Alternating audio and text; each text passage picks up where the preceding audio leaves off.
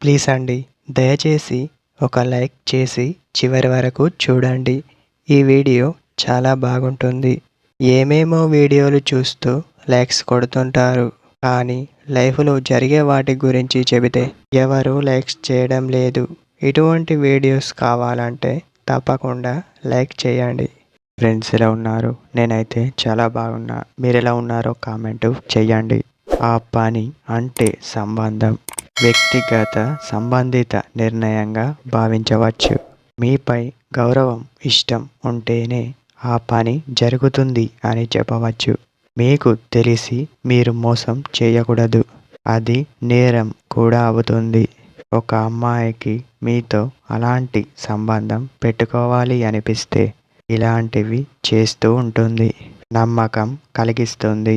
మీపై మిమ్మల్ని అర్థం చేసుకుంటున్నా అని అంటుంది. ఆమె మనసు, ఆలోచనలు ఎప్పుడూ మీ చుట్టే ఉంటాయి. మీరు ఒప్పుకోమని ఒత్తిడి చేయకూడదు. ఇలాంటివి మీరు అస్సలు చేయకూడదు.